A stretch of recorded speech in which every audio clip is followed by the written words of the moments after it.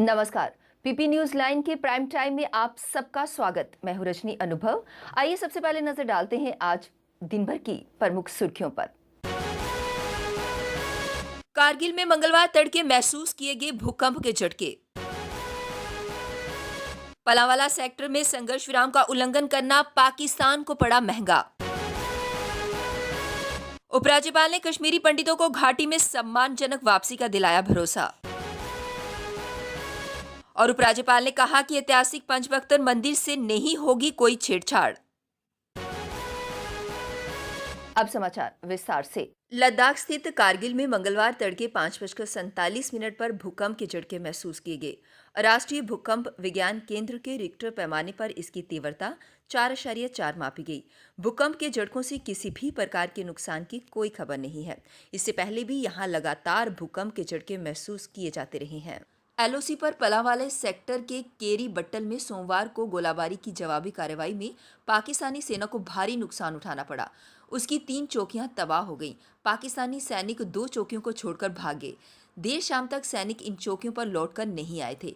केरी बट्टल में सोमवार की शाम लगभग 4 बजे पाकिस्तान ने सेना की चौकियों को निशाना बनाकर गोलाबारी की। इस दौरान गांव बट्टल के इर्द गिर्द भी गोले गिरे। उपराज्यपाल मनोज सिन्हा ने आतंकवाद के दौर में घर बार छोड़कर विस्थापित हुए कश्मीरी पंडितों को घाटी में सम्मानजनक वापसी का भरोसा दिया है।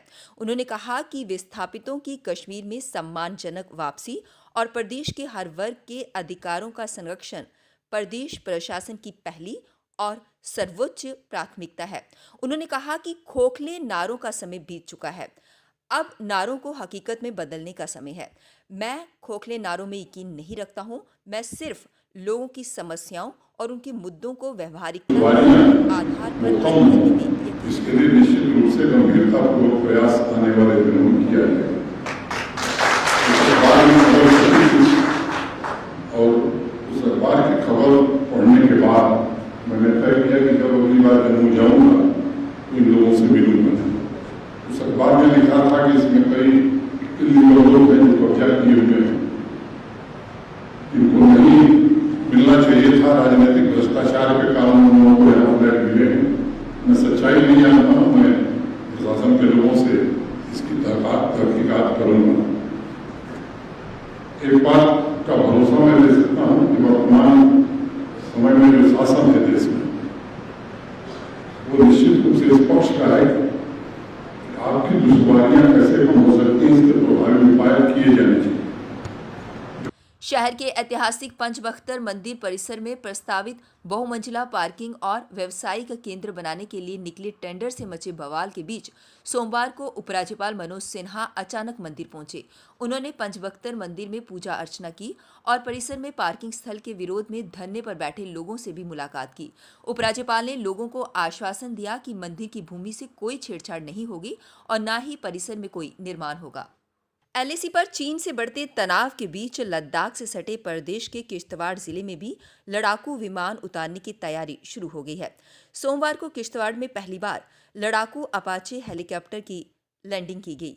किश्तवाड़ के हेलीपैड पर 2 अपाचे हेलीकॉप्टर उतारे जाने के अलावा पायलटों ने पूरे क्षेत्र का जायजा भी लिया। लद्दाख में चीन के साथ जारी तनाव के चलते आपात स्थिति में इस हेलीपैड के प्रयोग की संभावना को पुख्ता किया गया। उल्लेखनीय है कि यहां एक छोटी हवाई पट्टी का निर्माण भी होना है, जिसके लिए भूमि चिन्हित की गई है। उसका काम भी जल्द शुरू हो सकता है। चीन के साथ सीमा पर चल रहे तनाव के बीच विदेश मंत्री एस जयशंकर मंगलवार को 4 दिवसीय रूस यात्रा के लिए रवाना होंगे। जयशंकर मास्को में आयोजित होने वाले शंघाई सहयोग संगठन की बैठक में हिस्सा लेंगे। मिली जानकारी के अनुसार विदेश मंत्री यात्रा के दौरान ईरान रुक सकते हैं।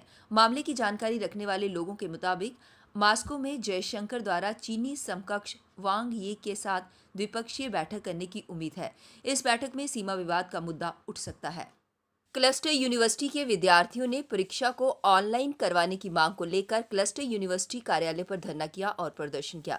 विद्यार्थियों का कहना है कि कोरोना महामारी के चलते ऑफलाइन परीक्षाओं को करवाना संभव नहीं है, क्योंकि कोरोना के कारण जिस तरह से बढ़ोतरी हो रही है उसे देखते हुए वे ऑनलाइन परीक्षाओं की मांग कर रहे हैं। पर क्लस्टर यूनिवर्सिटी प्रशासन उनकी बात सुनने को तैयार नहीं है और पिछले कई दिनों के प्रदर्शन के बाद भी क्लस्टर यूनिवर्सिटी के किसी अधिकारी ने उनसे बात नहीं की, लिहाजा विद्यार्थियों ने आज भी प्रदर्शन किया। विद्यार्थियों ने मांग करते हुए कहा कि जब तक क्लस्टर यूनिवर्सिटी प्रशासन ऑनलाइन परीक्षा नहीं करवाता, उनका आंदोलन जारी रहेगा। क्लस्टर यूनिवर्सिटी बनती है, सच है। आज भी जम्मू यूनिवर्सिटी में 36 केस आए हैं, खुद ये कोरोना पास से हमें एग्जाम लेने के लिए बुला रहे हैं। और ये बच्चे जो लद्दाख से आ रहे हैं, पूछने की व्यवस्था क्या है? 70% बच्चे यहाँ के बाहर के यहाँ कहाँ पे रहेंगे? पीजी वाले इनकार कर रहे हैं रखने से, अपने टेस्ट करवा के लाइए फिर रखेंगे। हॉस्टल से खोल नहीं रहे।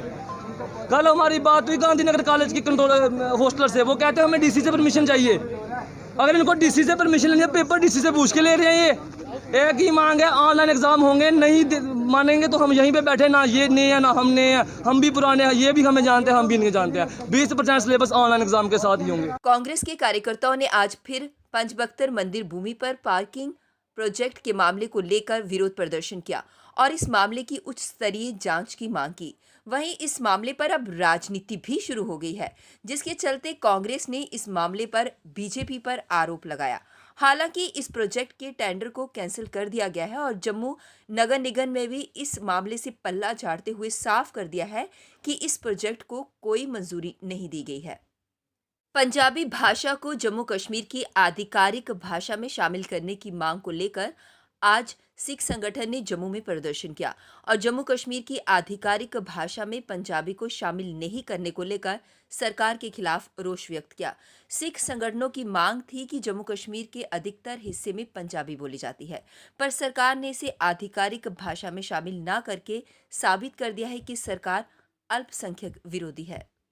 पुल बंद किए जाएंगे, जम्मू बंद की काल दी जाएगी, इसकी जिम्मेवार केंद्र सरकार होएगी। नाल ही कल सिंबल कैंप तो लैके मीरा साहब तक उतों दी संगतां जड़ियां ने केंद्र सरकार के फैसले के खिलाफ सवेरे 9 बजे उतों रोस मार्च मीरा साहब तक कढ़ रही ने। बेनती है सुनने वालों कि उत्थे भी वड्डी गिनती दे विच पहुंचो केंद्र सरकार के जातियों के खिलाफ। ये साडी केंद्र सरकार। शिवसेना डोगरा फ्रंट ने चीन द्वारा कल पूर्वी Ladakh actual line of control पर घुसपैठ और फायरिंग की घटना के विरोध में प्रदर्शन किया और भारत सरकार से मांग करते हुए फ्रंट के अध्यक्ष अशोक गुप्ता ने कहा कि चीन के साथ किसी भी तरह की बातचीत को बंद किया जाए और उसे उसी की भाषा में जवाब दिया जाए। जोड़िया में अस्थायी कर्मचारियों ने राज्य प्रशासन के खिलाफ प्रदर्शन किया। प्रधान प्रदीप शर्मा ने रोष प्रकट करते हुए कहा कि पीडब्ल्यूडी सिंचाई विभाग के अस्थायी कर्मचारियों को स्थायी किया जाए, नहीं तो वह सड़कों पर उतरकर प्रदर्शन करेंगे।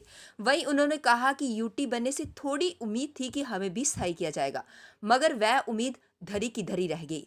प्रदर्शनकारियों ने एलजी मनोज सिन्हा से अपील की है कि वह अस्थायी कर्मचारियों की सुध लें। PP news line prime time के आज के इस अंक में बस इतना ही। मुझे और मेरी पूरी टीम को दीजिए इजाजत और आप देखते रहिए पीपी न्यूज लाइन। नमस्कार।